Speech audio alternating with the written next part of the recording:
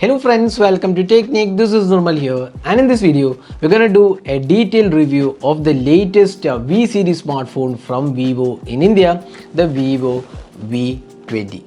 So Vivo V20 was announced in India a few days back, and this device retails for 24,999, which is a pretty good pricing for the V series smartphone. Now, what are the highlights of this device?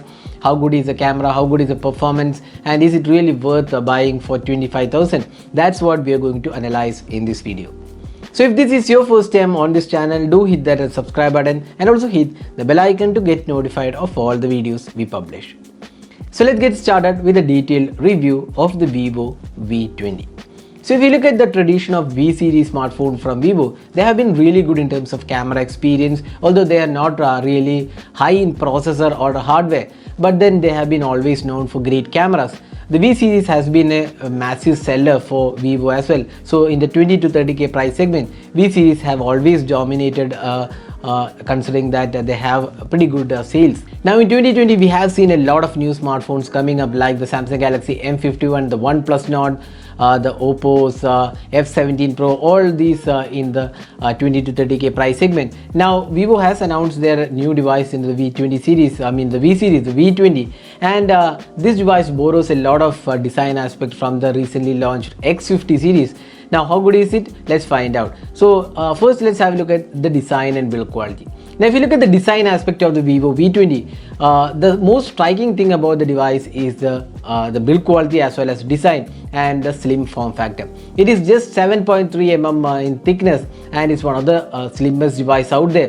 And the back panel looks really gorgeous. The camera placement, the AG frosted matte glass also looks really good, and the in-hand feel is something which is really good on this device. Now the device comes with a notch display. Notch may not be a great aspect of 2020 because punch hole cameras have taken over the notch display, but still we feel it isn't bad. Now the bezels are kind of okay in the front panel and feels quite good. Now overall form factor is something which is really good. It's extremely lightweight and extremely compact to use, and the backside design looks really gorgeous. Along with that, the camera placement also looks really good. So if you're looking for a gorgeous looking device, without doubt the Vivo V20 will please almost all of buyers. Now moving on to the build quality. Now you can see that this glass is AG frosted matte glass. It's an anti-fingerprint coating, and it is also protected by Gorilla Glass. The front panel has different glass that we'll talk about when you talk about the display. Now the build quality is something which is really good on this device. It's very smooth and gives a good in-hand feel as well. So build quality wise, the Vivo V20 is definitely great. Now next let's move on to the display. So Vivo V20 has an AMOLED panel. You can see that this is an AMOLED display, and this has the short sensation glass protection on top of this. Now the panel is not a 90 Hz or higher refresh rate. It's standard 60 Hz refresh rate, and AMOLED display being one of the good aspects about this device. You can see that viewing angles are good, color reproduction looks good, the touch response is also great. Overall we feel display is definitely good. The notch could have been punch hole notch, otherwise we don't feel much of an issue here in terms of display performance. Overall experience on this Vivo device looks pretty good. So Vivo has always used AMOLED panels. Here we don't get a super AMOLED panel, it's an AMOLED panel, but nevertheless it's pretty good AMOLED panel and does a really good job. Now next let's move on to the software side. Now Vivo is one of those devices which has come up with Android 11 out of the box, even though many devices are still yet to get Android 11. Now Vivo has launched the Vivo V20 with Android 11 and FunTouch OS 11. Now we have done a dedicated video on what is different with FunTouch OS 11 and Android 11. Now this is pretty good because if you are looking for the latest version of Android, the Vivo V20 is nearly up there, because very few devices have Android 11 as of now, and Vivo V20 comes with the new FunTouch OS 11 as well. It's more refined and does look more pleasing compared to the previous FunTouch OS, where the notification toggles, and it was a bit cluttered UI. But with the FunTouch OS 11, Vivo has done a lot of things, simplified the UI, and the performance is pretty good. Now we have done a dedicated video on the FunTouch OS 11. You can also check out that video to see how the experience is. Now there are a lot of customization options included. There is always on display and theme customizations, a lot of animations for fingerprint scanner, face unlock. So these are things which are really good on the Vivo V20. Now moving on to the performance side. So this device comes with the Qualcomm Snapdragon 720G octa-core processor. It is coupled with 8GB RAM. Now if you look at the Snapdragon 720G, it's a very good processor. In fact, it is tried and tested processor in the sub 20K price segment. We have seen a lot of smartphones coming up with the Qualcomm Snapdragon 720G from Xiaomi, Realme, Poco. A lot of them have come up. Now at 25K, is 720G a really good processor? We would say it's definitely good. It does a pretty good job here. Now if you are a person who wants the best experience in terms of gaming or a powerful processor at 25K, the Vivo V20 might not be there, because you do get Realme X3 with Qualcomm 855 and even Redmi K20 is K20 Pro in fact also comes with 855. So if you want the best processor or a higher processor, then Vivo V20 might not be the one to go. But Vivo V20 as a processor with 720G does a really good job. There is no lagging, no stutters, and the gaming experience is quite good for a 720G processor, and it does pretty good job here. Now there is no heating as well, and the day-to-day performance is very smooth on the Vivo V20. So we don't have anything to complain, other than maybe we can say that Vivo could have done with a better processor. But again, you don't get everything on a device. Vivo is focusing on the design and camera part, so we have to compromise a bit on the processor. Now having said that, the 720G is a really good processor for day-to-day tasks.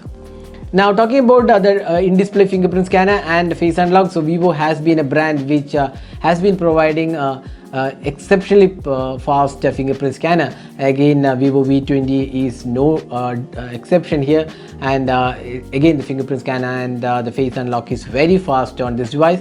Now speakers are quite okay on this device. It does a pretty good job here. Again, they're quite loud enough. And if you look at the call quality, again we tried with Jio and Idea SIM card. We did not see any major issues. The network coverage was again quite good, so no major issues on that front as well. Now next, let's move on to the camera. So this is one of the most important aspect, because V series has been known for really great cameras. Now we have seen the Vivo's X series as well, X50 and X50 Pro. They were stellar cameras on those devices. Now the Vivo V20 comes with a 64 megapixel Samsung GW1 sensor, and then you get an 8 megapixel ultra wide angle lens, which is a multifunction lens. It does macros, portraits as well as ultra wide, which is pretty good implementation, I would say, because instead of stuffing 4 cameras, 4 lenses on the back panel, if one lens can do multiple tasks, that would be the best option. So here Vivo has omitted one lens and gone for an 8 megapixel ultra wide, which does macros, then portraits as well as ultra wide, and you also get a 2 megapixel depth sensor. Now on the front panel you get a 44 megapixel eye autofocus camera. That's one of the highlights of the Vivo V20. Now eye autofocus, how it matters.